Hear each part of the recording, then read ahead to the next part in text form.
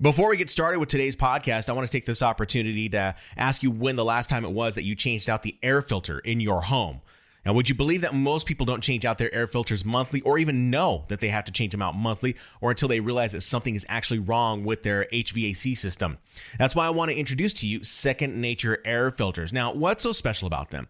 Not only are they effective at capturing the dust, pollens, the molds, the bacteria, but they also help reduce the energy usage of your HVAC system up to 15% and avoid costly repairs whenever it matters the most. But let's be real. The real reason you're not changing your air filters, is because you forget half the time. You're like how I used to be. That's why I went with Second Nature air filters. Second Nature has created a subscription plan to send your home's air filters each month right to your door, which forces you to change out your old air filters before the new one arrives, keeping your air clean and your HVAC system in working condition. I've certainly noticed that regular replacement of my home's air filters has reduced the amount of dust flying around in my place, but has also reduced how much I've been sneezing in my place. Before, I was changing out my air filter every 3 months and I was sneezing constantly. Now that I change out my filter monthly, I hardly ever sneeze. This is all thanks to Second Nature's filter subscription plan, and it's the one delivery that I actually look forward to every month. Get started with Second Nature air filters today with my referral link at thepodcasttherapist.com/secondnature. Mixdown Media Productions. When you're one unbalanced piece of audio from losing your shit. This is the Podcast Therapist. Hello, friends. Welcome back to another episode of the Podcast Therapist. I'm your host, the Shan Man, radio broadcaster, podcaster, and podcast producer. And this is the week of March 8th, and we are going to be talking about putting your podcast up onto YouTube. Is this a good idea? Is it not a good idea? What are the things I should be expecting when it comes down to putting a podcast onto YouTube? Is it worth my time? There's a lot of questions that are revolving around this very topic, and there are a lot of people who have varying opinions about putting their podcast up onto YouTube. And so what I want to share with you in today's episode are basically the ways I have seen success with my own YouTube channel. As of this recording, I have actually surpassed the 10,000 subscriber mark on YouTube. So to me, I consider that a huge success. I would still consider getting 1,000 subscribers on my YouTube channel as a success. But I've also crested over 700,000 views onto YouTube. And I'm going to tell you why that number does not matter. That number really does not matter. So I will share with you some of the things that I think are very important for you and your podcast and whether it should be going up onto your YouTube channel. Okay. So we're going to go over that. And we're going to go over some news today. I want to talk to you about Clubhouse. There's some news that has developed about Clubhouse and their terms of service. Also, Spotify is jumping into the paid subscription game. So I want to cover that, and we will answer a little bit later some viewer and listener questions that are specific to podcasting. So stay tuned for that here after a little while. But let's get to some news real quick and talk about that Clubhouse news. Now, you might have listened to the episode about Clubhouse where a few episodes ago where I talked about whether or not you should be using Clubhouse as a means to create content to be repurposed as a podcast later on down the line. And I've had some, I don't know if you would call them strong opinions about Clubhouse, but my basic opinion of Clubhouse is that it's still too new of a platform to understand what we can and can't do. It is right now very, very brand new days, gold rush type days within the platform. There are people on there that are creating great amounts of content, but the problem is that it's only available for people who are on iOS. Now, since that podcast was released, Twitter has come out with their own version of Clubhouse, which was something that was already in the works as it is. Twitter Spaces. And in fact, I find Twitter Spaces to be more friendly, user-friendly, and I find it to have more features. So it's going to be a real battle as to see which platform is going to survive more. Just as a note, just as a reminder, this has happened in the past with different applications. I'm not sure if you remember back in the past when Meerkat was debuted at South by Southwest. I can't remember which year that was, but Meerkat was the live streaming platform that everyone was excited about. But once Twitter and Facebook got into the game, Meerkat just happened to go away. They were not able to figure out or capitalize on how to really make that platform pop. And so Twitter and Facebook already had the infrastructure within the platforms themselves, and that's why we saw success with at least Periscope for a short time. But Facebook Live has really done a great job of building in the infrastructure for their live feeding platforms. But that's not what I want to get into today. I really want to get into the Clubhouse terms of service. And today there was some news that was released that talked about that the terms of service have changed for Clubhouse. And as I had mentioned in previous episodes about Clubhouse, I mentioned that you could not record podcast episodes because the terms of service prohibited the content creator from recording any episodes and then redistributing back out. Now, as of today, today is Monday, March 8th when I'm recording this, but as of today, those terms of service have updated to say that Clubhouse now allows creators to record the conversations, but the speakers must give expressed consent. So we can see this, beginning of evolution with Clubhouse when it comes to developing podcasts on the fly on the platform. Now, what does that look like as far as value is concerned on the platform? I don't know. We don't know what that looks like. But what I do know is that when you are creating value on a platform where you're sharing experiences, you're sharing or you're teaching someone how to do something, then it tends to be a better user experience. So we're still looking at the evolution of Clubhouse and Twitter Spaces. We'll see how that all works out. I don't know, but as of right now, it looks as though you can record these, Clubhouse meetings as long as the speaker gives consent to being recorded. So that's some interesting news. So let's go ahead and switch gears on over to Spotify. This is an article that came off of Forbes a couple weeks ago, and they talked about Spotify planning to test paid podcast subscriptions, which I think is a very good thing for podcasters and content creators who already have an audience but have not figured out a way to monetize. Now, Patreon has been, the leader in this space, but not everyone likes the idea of using Patreon because, even though it is like an external website, there are some limitations that come with Patreon. And of course, we can get into the whole RSS feed, the private RSS feed for private podcasts. We can get into that here very shortly. And I might have a solution for you if this is something that you might be thinking of doing. But the news is that Spotify is launching this subscription podcasting service, which you have to get on a wait list for. So you do have to get on a wait list in order to do that. I would just wait until the testing is done with it, but it's going to allow you, the creator, to create a podcast content that you can publish that people can pay for. And this seems to be, a growing interest with listeners. They are more likely to, you could say, contribute to a podcast that is developing content as opposed to not doing that. Because as a podcast content creator, that creating content takes a lot of time and it takes a lot of work. And so, for me, it doesn't take a whole lot of time to create content because it's about the content development. Really, it is for me. It's about the research, but it's not so much the editing because I've got my editing game down. So I understand that. For you, it might be a little bit different. The editing game might be a little bit more, but I think the general idea here is that listeners are more likely to contribute to someone who develops quality, valuable content at a smaller premium than, say, listening to ads. It doesn't mean that they won't listen to ads because they understand that podcasters need to have some type of ad platform or maybe some type of ad strategy within their public podcast that is on Apple Podcasts. You hear here on the Podcast Therapist, but they are more likely to contribute funds to help out that content creator. So that is something that I think is very interesting, and I'm glad that Spotify is really testing this out. Apple Podcast there's been talks about this being implemented into their platform as well.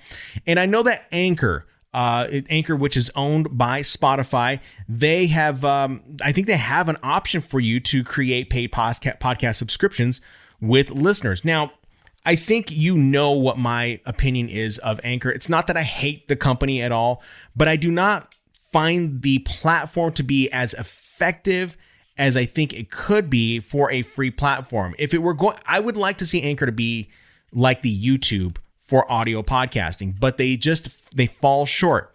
Now, this might change in the future, and if it does change, then hey, I might consider moving my podcast over into Anchor. But there are already podcast hosting platforms like Buzzsprout, Libsyn, Blueberry, Simplecast, all, Podbean. They have all perfected the game of podcast hosting, and some of those platforms have incorporated that paid podcast subscription model where people can pay you to, subscribe to your podcast. Anchor does this, but I do not like the idea of Anchor owning the accounts or the syndication accounts, the distribution accounts to Apple Podcasts, Google Podcasts, Stitcher.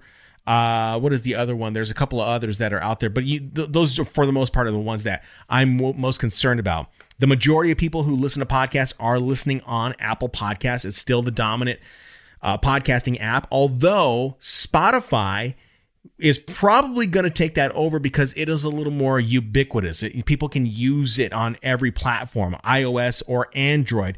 And that to me is a big game changer. But for right now, people are mostly listening to podcasts on Apple Podcasts. But it doesn't mean that people aren't listening on Spotify. These are just numbers that happen to be out there. You can look them up on Edison Research.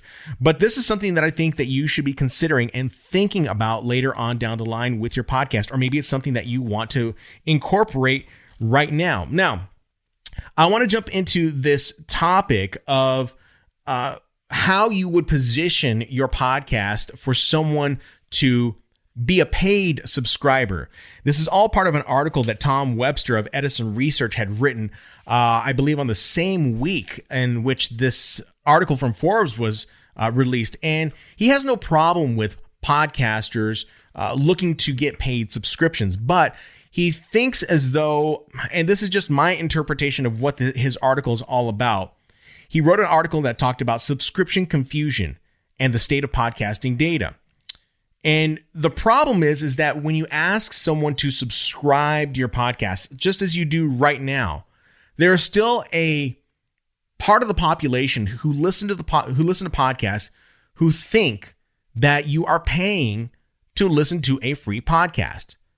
So there might be this confusion when it comes down to getting someone to pay to listen to an ad-free version of the podcast or get exclusive content to the podcast. And how do we position that message to our listeners to say, hey, I do have the same podcast, but it is ad-free, or it has bonus content, or it gives you extra, whatever it may be. How do we position that message to those people who listen to a current free podcast, who are already, quote unquote, subscribed to the podcast? Tom writes in his article, and I quote here, he says, "The reason they believe this and still do is simple. That troublesome word we use to describe the behavior we want from our audience. Subscribe," end quote. So when it comes down to delivering the message, how do we do that? Well, something that I had learned from one of my own, I guess you could call them paid subscribers if I were to look at it that way. Paid subscribers on my Facebook page, they're called supporters.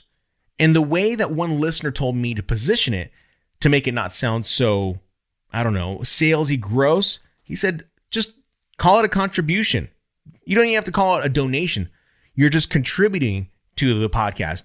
You're contributing support to the podcast. And then, of course, you can say why you would want to contribute to the podcast and the reasons and the benefits that the listener is going to gain when it comes to contributing to the podcast. So when you're offering paid subscriptions for your podcast, position it as a contribution to help the content creator, because that might come in a little bit more handy as opposed to saying subscribe.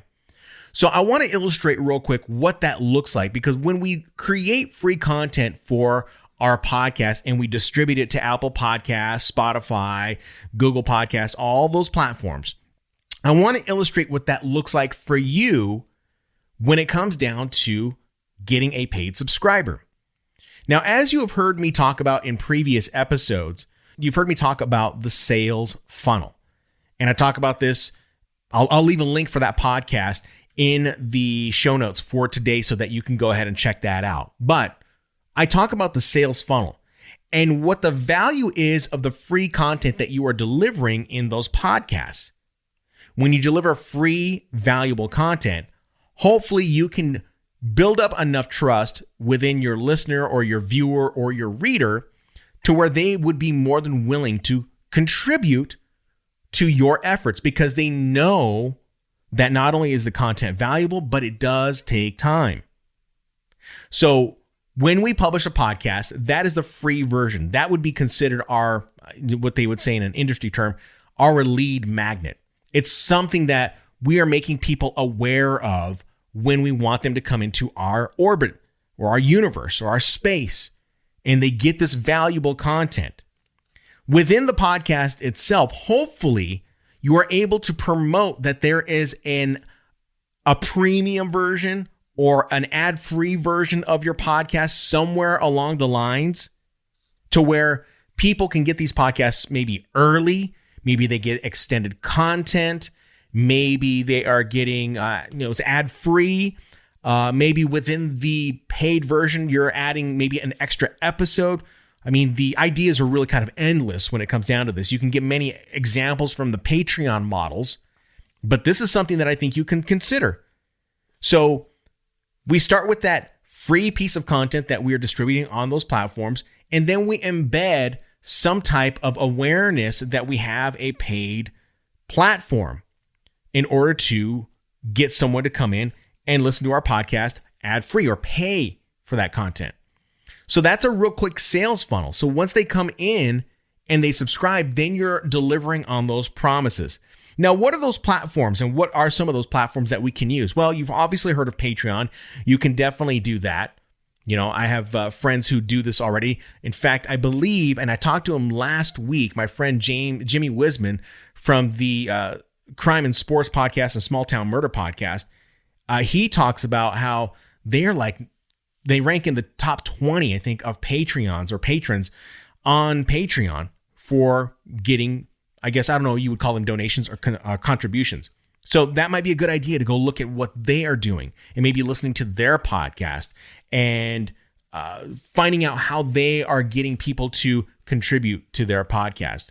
Patreon may not be the answer to, this question that you might be having about creating premium paid subscriptions for your listeners. Maybe there's just this disjoint feeling that you have with Patreon. For me, that's what it feels like. It just feels as though when you direct someone from Apple Podcasts or when they're listening to your podcast and say, hey, contribute to our Patreon, go to patreon.com/ and then whatever, they have to actually enter in an address, or they go to the show notes and they can access it from there. And then, of course, the best user experience, I believe, is by using the Patreon app, which is not a problem whatsoever. But my biggest issue with Patreon is that when you create the premium content, the RSS feed that you use for private podcasts is not protected. And when I say that not protected, it means that once someone contributes to your paid content, that RSS feed can be shared with other fans of your podcast, and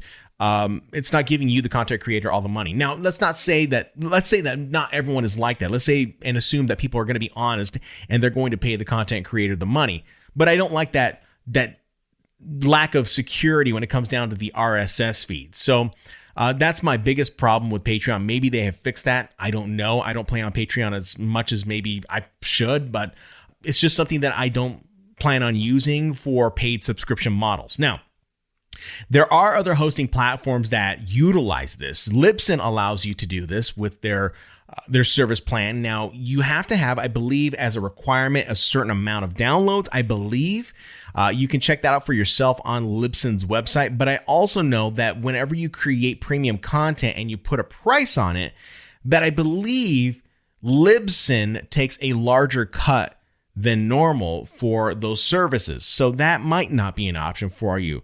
I believe Podbean allows you to do this. Castbox has their own version of this.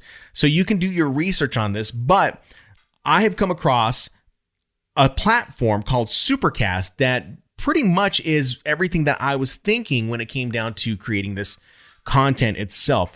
Supercast allows you to create premium content not only on their platform, but they allow you to create private RSS feeds for individual subscribers. So, in other words, When someone subscribes or contributes to your podcast, they get their own individualized RSS feed so that when you publish content to your gated content, that they still get that delivered, but they cannot share that RSS feed with friends. And that means if it's shared with friends, then I believe that you can disable their account and say, like, I see that you're using this from a different IP address. You don't want to do that. It's multiple IP addresses. I'm going to have to disable your account.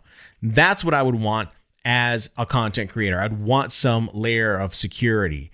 But Supercast actually was a very useful website and platform when it came down to creating this type of content. So I recommend that you go give it a look, and it might give you some ideas when it comes down to paid podcast subscriptions. So to recap real quick, Spotify, they're getting into the podcast subscription game. They're testing it out right now.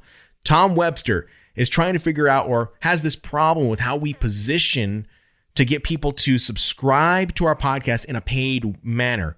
My solution is just by telling your listeners to contribute to the podcast, give them a reason why they would want to contribute to your podcast for the content that you create. Then I would recommend looking at Supercast. It's supercast.tech. I'll leave a link in today's show notes so that you can go ahead and check it all out and kind of explore that platform. So that's the news that I wanted to cover last week that I'm covering today. I mean, we could probably make this kind of like a John Oliver thing, last week's news this week. But that's the news that I really wanted to cover. And that was the big stuff that I think that you as the podcaster should take note of. Coming up here very shortly, I'm going to be going into whether or not we should be putting our podcast on to YouTube. This is the stuff that I think you're interested in listening for. So that's all coming up next. You're listening to The Podcast Therapist.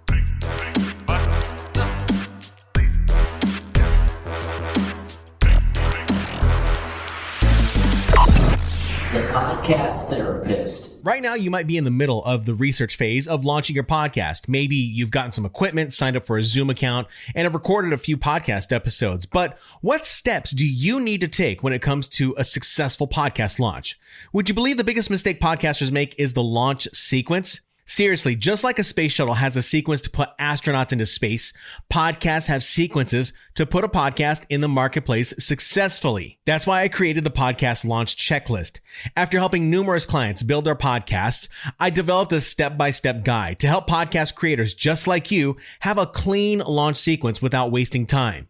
The podcast launch checklist is a 12-step sequence that walks you through the pre-launch, mid-launch, and post-launch process with specific steps and instructions that will save you time. If you're tired of walking around in the dark trying to figure out everything that comes with a podcast launch, you can grab the podcast launch checklist today.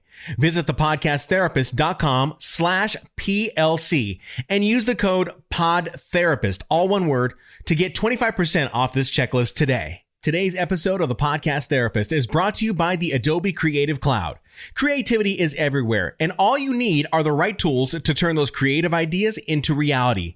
Whether it's building stunning new artwork to promote your podcast, editing simple videos for your video podcast, or stepping up your audio production game, the Adobe Creative Cloud gives you access to Adobe's entire suite of software products that will enhance your content creation across all digital platforms. Go to thepodcasttherapist.com/Adobe to learn more and get started today. Mixdown. It's time for the Mixdown. The Podcast Therapist. Every few weeks, maybe every couple months, I get a podcaster that comes to me and they say, well, I want to put my podcast up onto YouTube because I hear that is the thing that you need to do is in order to promote your podcast and get more listeners. And I always kind of I hesitate and really kind of bite my tongue a little bit because I know what it takes to build content for YouTube. And that's what I want to explore today with you in today's Mixdown. I want to talk to you, I guess, a little bit about my journey of utilizing YouTube to not only promote my own content, but how you can use it to promote your own content. So I don't want this section to be discouraged. I don't want you to feel discouraged when it comes down to developing content for YouTube, but I want to try to break down the steps of what it takes to put valuable content that is going to be successful on YouTube so that you don't feel as though that you're just spinning your wheels and you're getting only a couple of views on your podcast or maybe your videos that you're sharing on to YouTube. I want to make sure that it's worth your while whenever you're creating this content for YouTube. Okay. So let me just kind of give you an idea of how it all started for me when it came down to starting up my own YouTube channel. I'll give you a brief history of what that looked like. So back in 2016, 2017, that is when I decided to go ahead and get serious and invest in myself when it came down to starting up an online business that taught podcasters about, how to create more effective podcasts and to save themselves time when it came down to the podcast editing process. But I didn't have a podcast on my own. In fact, I didn't have the time, to develop the podcast itself. But I did see that there was this success that my sister was having with YouTube itself. So we had been already spinning our wheels trying to figure out this online digital marketing game for the longest time. And she actually started with a podcast of her own. I believe she had a podcast called The Family Law Insider, which no longer exists anymore. But it was basically what, I do for podcasters and what she does for her clients who are going through child custody issues. She was just delivering value is all she was doing. But what we discovered was that, or at least what she discovered, was that when she used YouTube, she got more bang for her buck when she created little 4-minute, 5-minute videos that were on YouTube that people could go in and watch.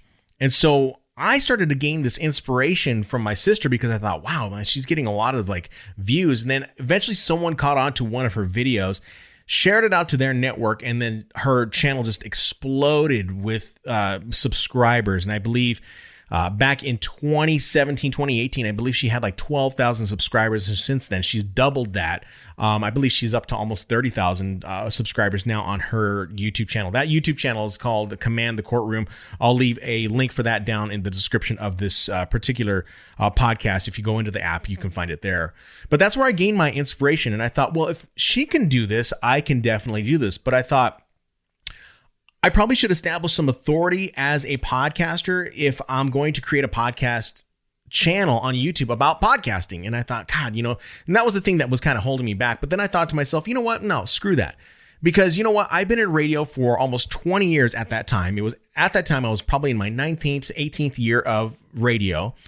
And I thought, I can do this because podcasting is almost an extension of radio, and the information that I'm sharing about what I've learned in the radio industry can really apply to those who are going in and starting podcasts. So that's where this all started from. So from there, I went ahead and I started investing in learning more about YouTube and getting my podcasts into the platform and getting awareness back to my website. So this is how it looked. So I wanted to start a YouTube that talked about podcasting, but I wanted that channel on YouTube to drive traffic back to my website so that I could get someone to get more value from my website, whether that be tips on tools or equipment that they can use for their podcast, whatever it may be. I wanted to share value. And when I had something even of more value, such as a training course, I offered that to them. And so that was how I was able to monetize off of my YouTube channel. That's all I wanted to do. That was the main goal. That still remains the main goal to this day. But now I have started to incorporate other areas in which I want to drive traffic to. So I want to drive traffic still back to my website, but I'm driving traffic to specific web pages. So I want people to download my essential equipment guide list, or I want them to check out my monetizations guide, whatever it may be. Or now it's to subscribe to the Podcast Therapist. So I utilize YouTube as a means to push traffic back to my website, so where someone can learn all about me. All right. But along those lines, it took me some time to figure out a number of things. I mean, that's if there's any word that can describe what it would be, things. I hate using the word things because it's non-specific. But I guess there were processes that I did not understand when it came down to developing content for YouTube. So for me, it was about developing a weekly video that had me talking into a camera and discussed a topic that revolved around podcasting, and I solved that problem. What I did not expect was the filming. I did not expect the editing. I did not expect the publishing. I did not expect any of that stuff. I did not expect what it was going to take to develop that content. So when a podcaster comes to me and says, I want to put my podcast up onto YouTube, they think it is as simple as putting a piece of audio up onto a YouTube channel that has a slate card with their show art, and they call it a day. And I just tell them, no, that is not what YouTube is. That is not what it is. Podcasters will tell me, well, it works for me. I'm getting all kinds of views from this. But then I go back and I check their channels and I go, okay, well, maybe you've gotten 100 views on this video, but it doesn't seem to be gaining any traction. The idea behind YouTube is to gain traction on your videos so that they can get recurring views over and over. That's all YouTube is about. But I did not expect the editing portion. I had to learn editing software. I had to learn how to publish that onto YouTube. I had to invest in tools in order to get more traction to my YouTube channel or to my videos. But most importantly, I had to learn how to speak in front of a camera. That was a challenge for me. I was already comfortable doing it, but I had to be more comfortable when it came down to talking about a topic where I was solving a problem. So let's look at this from the podcaster viewpoint. Now that we have seen what my journey looks like and what my objective is, we need to start, number one, with what is your objective with your podcast? I talk about this all the time. If you still don't have an objective with your podcast, time to figure one out. Time to get on top of it, because it just can't be for listens, can't be strictly for laughs. And all this work that you're putting into the podcast, that's time, and it's costing you money. Somewhere along the lines, it's costing you money. Whether you're using Anchor, you're probably spending it somewhere else on something else. So you're going to have to figure out what your objective is, because likely your objective is to get the results that you deserve to get paid out in some form or another for your efforts. That's all it is. With YouTube, it's going to require you to have some patience. So this is where we would start. If I were to sit down and consult with you, I would start here. Number one, I would start drafting out a list of 52 topics you can talk about onto YouTube and record a video for each one of those topics. The video doesn't have to be very long. It just has to solve a problem that someone is looking for on YouTube. Now, I'll get into how this applies to a podcaster, but this is what I'm going to tell you right now. This is where I'm consulting with you, and this is typically where it scares people off because they realize how much work goes into it. Come up with 52 topics, and those topics should be very specific to solve someone's problem. So how do we find that? How do we figure that out? Well, I would figure out, number one, what is my niche? And then number two, go into YouTube and see if someone has answered a specific question that is asked within your niche. Put that in the search bar, see what the autocomplete comes up with, and then see if there are any videos that revolve around that common question. If it doesn't exist, create it. It's all you're doing. You create it. So as a podcaster, how can you do this? Well, if I were you, and I am you because I am doing it right now, I would be creating and recording my podcast interviews, asking specific questions to my guests, and utilize those answers for YouTube to create videos to put onto YouTube. Must be moving pictures. It must be a split screen of you and your guest talking and bantering back and forth. People love to see this. Record the entire interview, then go back, take your video into some type of video editing software such as ScreenFlow for Mac. It could be Camtasia for PC, but if you're using something like iMovie or Windows Movie Maker, you can just split this up very easily inside those platforms. Find the piece or the area or the question that you ask that solves someone's particular problem. Find that 4-minute thorough answer from your guest. Render it down. and then start uploading it into YouTube. Now, this is not the only step that you're going to do. I would go in and I would title the video the exact question in which someone might be searching for the answer. So I would ask that, I would make the title of the video the question that someone is going to be searching for. That's what I would do. Because that's what we tend to look for. We look for solutions on YouTube. We ask them in long tail phrases. That's what I would do. Then I would go into my description and I would leave links directly to my website where they can subscribe to the podcast, to maybe the blog in which that podcast is listed and they can listen to the entire episode, along with a 300 to 400 word description of what that video is all about and what it answers. Because that is how people discover your video. It's based on the metadata that you're providing onto the YouTube video. So that's what I would do. I would make sure that there are the appropriate tags for the YouTube video that relate directly back to the video.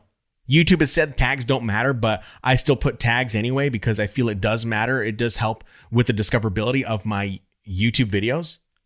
And then from there, I would need to create a cover photo for the YouTube video, something that pops out in the search results so that someone can read what that video is all about. They're going to look at the picture before they look at the description.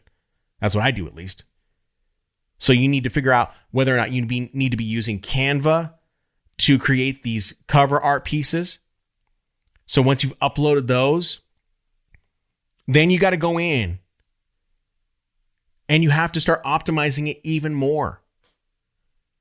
There are YouTube cards that you would have to use in YouTube to where you can use these cards that will direct. You've seen the cards before. They fly out at the top of the screen.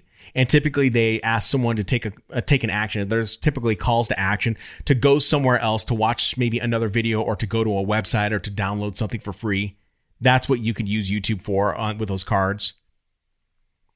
And then, of course, you have the ability at the end of the video, if someone has made it that far, to promote more videos that you have on your channel, which will help with watch time, which will help with more views, which will help with more visibility of your video.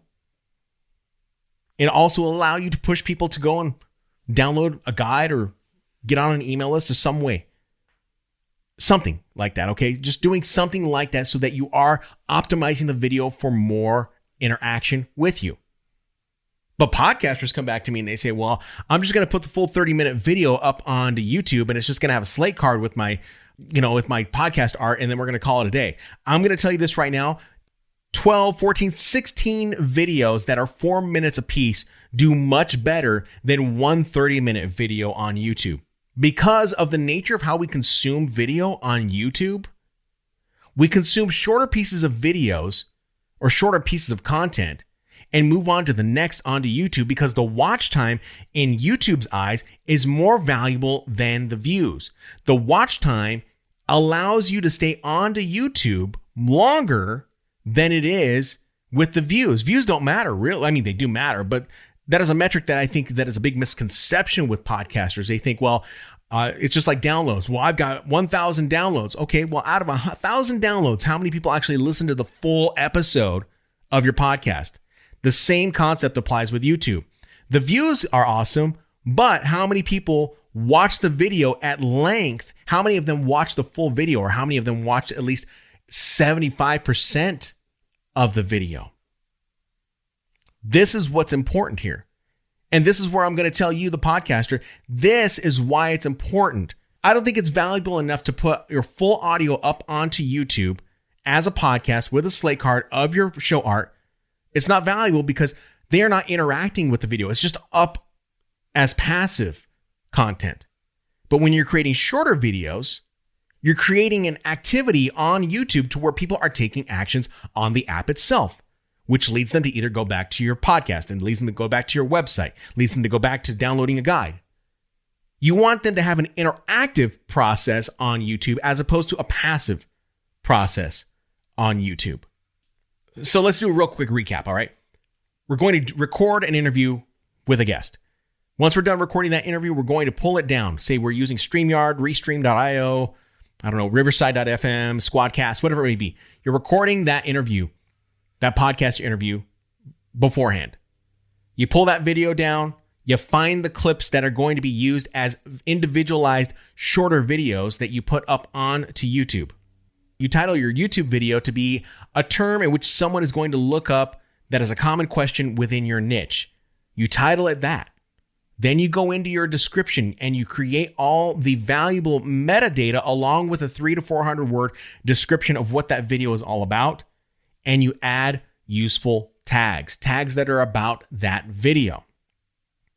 Next, then you're going to go in and you're going to add cards, information cards to lead people to either watch another video of your own or to go to your website to download something for free as it might relate to your video. So if you say in your video, you can go ahead and download this guide, just click the top left-hand corner of this video and it'll take you there. You can utilize that. Then the last 20 seconds of your video allow you to have more calls to action to watch more of your videos or to download a guide or go to your website. These are all valuable pieces of information that you need to have because what is valuable on YouTube is watch time. The more watch time that you have, not only on your channel, but the more watch time that you can refer onto another channel, it still counts towards your channel. At least this is what I can remember in the rules of YouTube. When you refer traffic to someone else's video, you're still getting the watch time. Now let's talk about live streaming. I hear podcasters say, well, I'm just going to go ahead and do a live stream on YouTube and then we'll just live stream it to YouTube, Facebook, LinkedIn, Twitter, everywhere. And that's my podcast. And you might have an audience that comes to live streaming platform, the live streaming platform of their choice. But I have my own thoughts about live streaming. And I believe that live streaming should be used for individualized platforms themselves. So what do I mean by that? I don't believe that you should distribute your recorded podcast onto multiple platforms because you tend to you just tend to spread yourself too thin. There's philosophy on this that people can tell you, well, it works for me or it doesn't work for me. For me, I just don't look at it as a valuable asset because I live stream on Thursdays with my 98K UPD audience, and that is just specifically for them. Me live streaming to not only my YouTube, to a Twitter account, like a Periscope account or LinkedIn, about content that is specific about the radio station does not apply to those platforms. That's why I don't do live streaming to multiple platforms. My YouTube platform is specific for podcasters. That's what they're going to find. I've tailored that channel about podcasters. My Facebook lives on my Facebook page are all about 98K UPD and that brand. So it doesn't make sense for me to do an interview with a rock star and put it up on my podcasting channel when it doesn't talk about developing content for podcasts. But if you are going to live stream, this is what I think you should do when it comes down to live streaming and what you should be aware of. I've talked about this in the past in previous videos that I've done on my YouTube channel.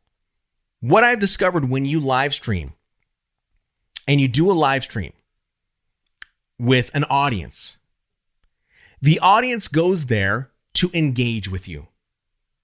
That's what they're there to do. They want to engage with you. And if you're not engaging with them, they pop out. You can't compare yourself to a Joe Rogan and you can't compare yourself to any other live streamer on YouTube. The only person that you have to compare yourself is to the person you are today and who you can change into tomorrow. Very inspirational, I know. But if you plan on doing live streaming, here are some things that you should take note of. You have to engage with your audience. So if you decide to do an interview, let your audience know that you're going to do an interview with your guest and you will be taking questions afterwards. So with these platforms or these services that allow you to stream to multiple platforms, they allow you to put these lower thirds on the screen for your viewing audience. So you can put calls to actions on the screen by telling them, hold questions until after the interview. Or if you have a question, leave it in the chat section and I will answer it for you. Live streaming has become a very useful tool for interacting and building a relationship with an audience. So if you're going to do a podcast interview, do the interview first, then answer questions later. Plus, you can use that question and answer period as added content, maybe for your subscription plan that you're going to use for paid podcasting. It's just something to think about. The last thing that I want to make note of when it comes to live streaming is that you hear me talk about the watch time of YouTube videos. Well, watch time with live streams are almost as valuable. Now, it seems kind of contradictory for me to say, well, if I upload a video that is 30 minutes long for someone to view onto YouTube, doesn't that directly contradict to having someone coming into a live stream and doing the same thing? They've watched the entire video? I guess yes.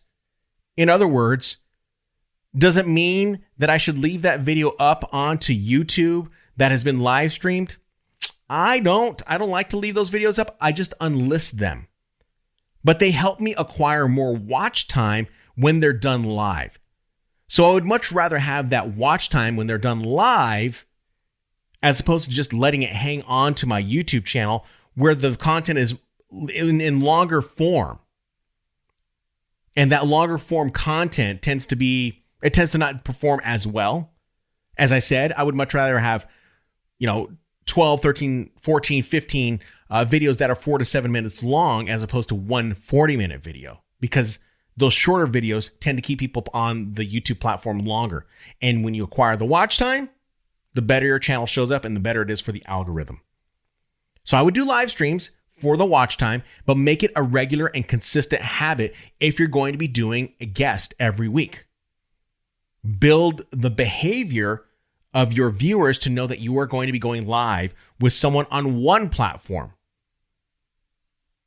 Now, if you've branded each platform, Facebook, YouTube, Periscope, LinkedIn, if you've branded that platform specific to one niche, then I say yes, put it to all those platforms. But if your platforms vary in nature as far as niche is concerned, I would not distribute those live interviews on any of those platforms. I would distribute to them to the ones that matter. So I hope this gives you a little bit of insight as to what we're looking at when it comes down to YouTube. I don't want to scare you off when it comes down to developing content for YouTube, but you have to understand that the content that you develop for YouTube has to be more intentional than it is for just podcasting itself. YouTube is very specific because we search for things on YouTube. We search for things in Google. And the consumption time is shorter than it is with podcasting, with audio podcasting. Audio podcasts tend to have a longer consumption time than videos. That's likely because it allows us to move around the house, allows us to go for a run, a walk. We don't have to sit and watch it, right? So when, no one wants to sit through an hour-long interview on YouTube because that's like a waste of time in their eyes. Unless they have the time to commit to watching a video on YouTube. But if it's an audio podcast, they're more willing to commit to that time if they're able to multitask. So utilize YouTube as the content that you are going to develop to drive traffic back to people to listen to your podcast by developing shorter content that is actually with moving pictures with you interviewing someone else, as opposed to uploading a full podcast episode with a slate card that does nothing. These are my very strong opinions about this because I've experimented with it on my YouTube channel. And I know what works for my YouTube channel. I know what the algorithm likes. That's why I develop the content that I develop. So if you have questions about YouTube and YouTube marketing, feel free to reach out to me. Go to thepodcasttherapist.com, leave me a voicemail or leave me an email, and I'll be more than happy to answer that question in a future episode of The Podcast Therapist. But I hope that this section about YouTube podcasting gives you a better insight as to what to expect when it comes to YouTube. I mean, there's some advanced plays that I really want to share with you, but it's not really for this episode. Coming up shortly, we're going to answer some viewer and listener questions in today's Unnecessary Explanations. Stick around.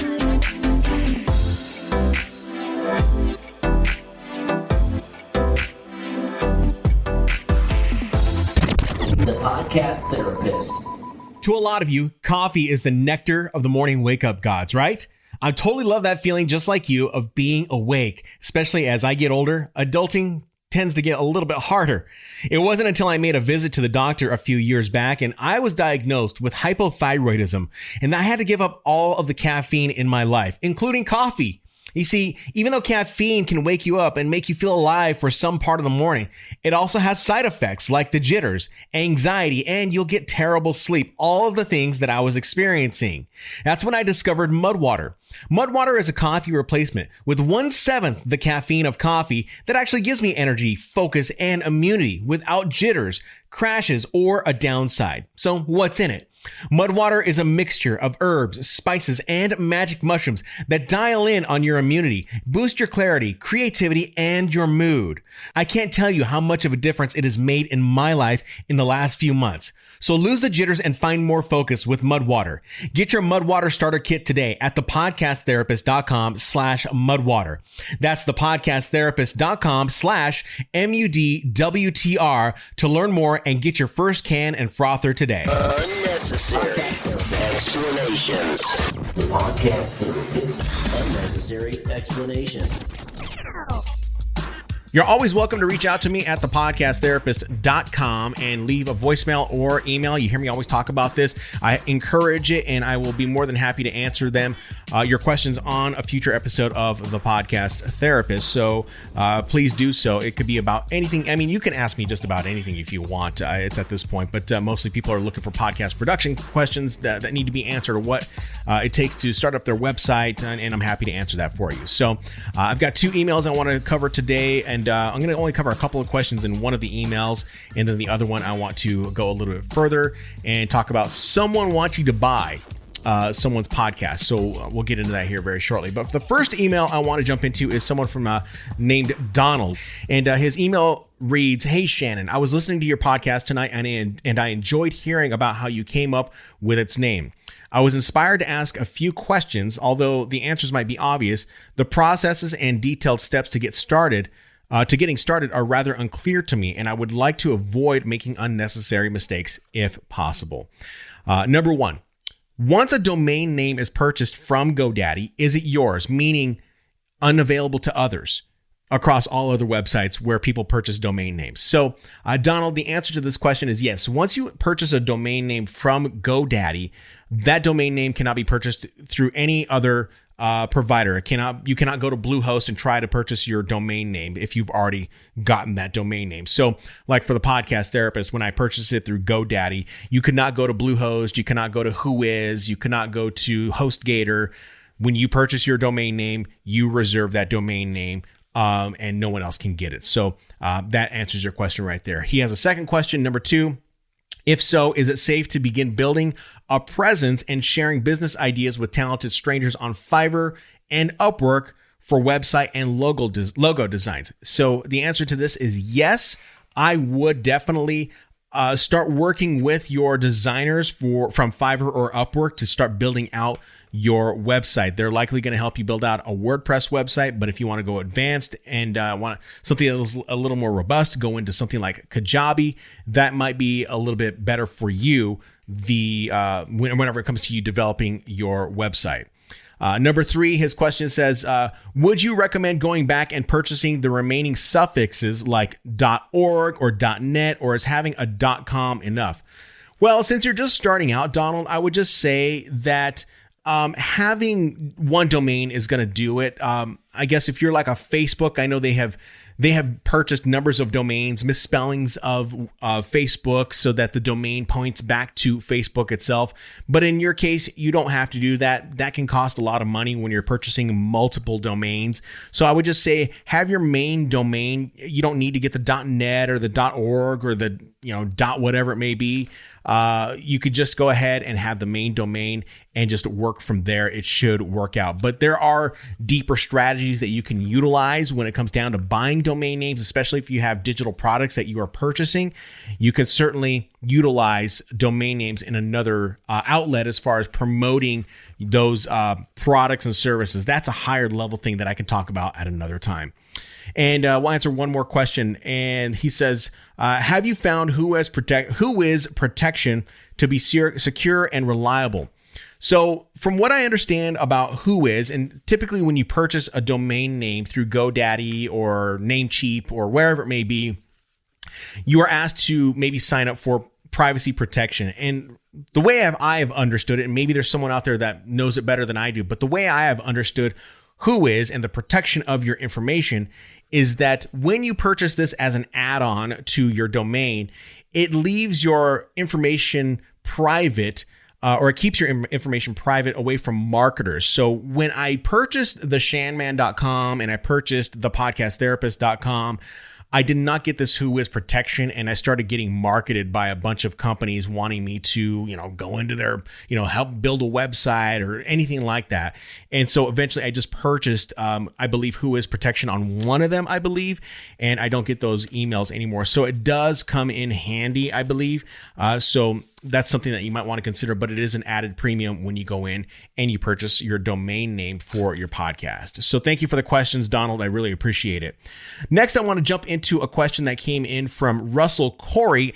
And Russell says in his subject line that somebody wanted to buy his podcast. That's what it's titled. Somebody wanted to buy my podcast. So this is what he had written to me. He said, Shannon, I was watching some of your YouTube videos and you mentioned that you should ask your listeners to reach out to you, and that was something that you did. So I wanted to reach out to you, and I wanted to tell you about a recent offer someone made to buy my podcast and get your thoughts. In October of 2019, I started the Stories for Kids podcast. I love writing at night, and I had started to play kids story podcasts for my kids when they went to bed. After listening to several of these, I thought I could do this, so I did. Over the next year and a half, I posted about 24 episodes of mostly original kids stories. While the podcast has gotten a small but steady base of 100 to 200 combined downloads and plays a day, I had never found a way to monetize it, so I would get sidetracked with other projects hoping to bring in some extra income. Months were going by between posting new episodes, but the listeners kept going back to the podcast night after night. Then this past week, I got an email out of the blue from another podcaster that does kids stories. He noticed that I hadn't posted a new podcast since November and wanted to buy my RSS feed and a domain name for $1,000. I thought about it for a few days and I would be able to keep ownership of all my podcasts and characters. He really just wanted the RSS feed. I posted 3 podcasts while I was thinking the offer over, and for those 5 days, my podcast averaged 147 downloads and 79 plays per day. And then, of course, he left me some statistics here. He wrote, in the end, I turned him down as I had never actually given up on the podcast. I just neglected to keep it current while I pursued other projects. I've decided to rededicate myself to the podcast and create a sister YouTube channel for it as well.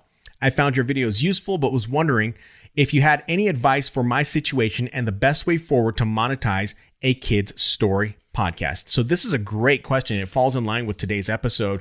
Russell, I hope that today's episode really helped you out. But to answer, I guess, a couple of questions about how to monetize it. So as I mentioned earlier in the episode, I talked about that platform, Supercast.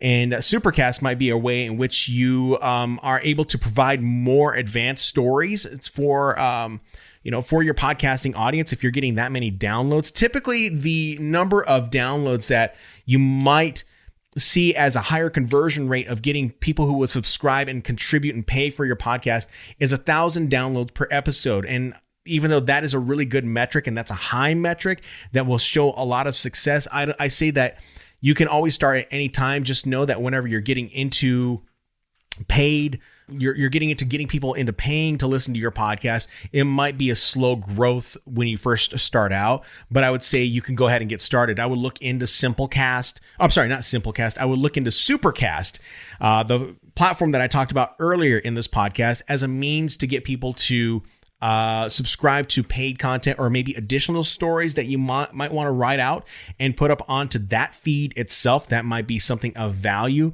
And then I would probably implement some type of ad strategy within my podcast itself so that there are ads in between or in the middle of the stories that might interrupt the flow of the story itself. I mean, think about it. None of us like to be interrupted when we're watching a movie on TV. If it's for, if we're watching something on TBS or maybe it's USA and it's some replay or rerun of a movie and it's coming to the best part of the movie and then they cut directly to commercial. You could implement some type of strategy like that into those podcasts and that might work for you. As far as creating an accompanying YouTube channel, I would say that if you're going to do that, I would implement the steps and the strategies that I mentioned in the mixdown section of this podcast, where you are creating content that might be a little more shorter form story.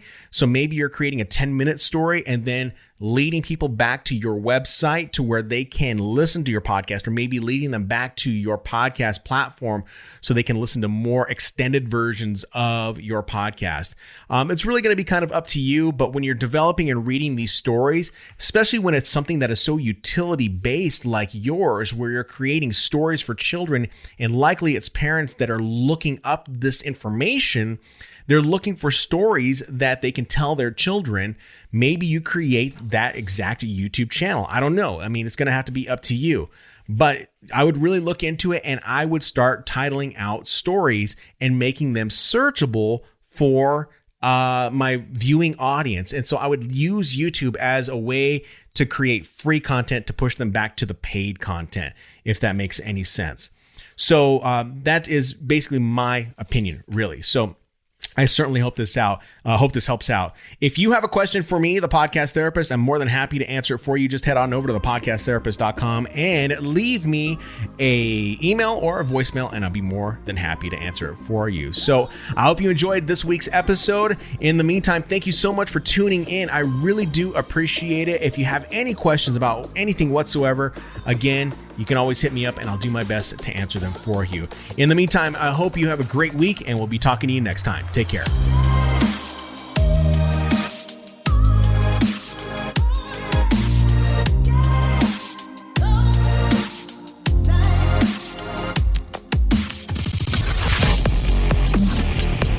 The Podcast Therapist.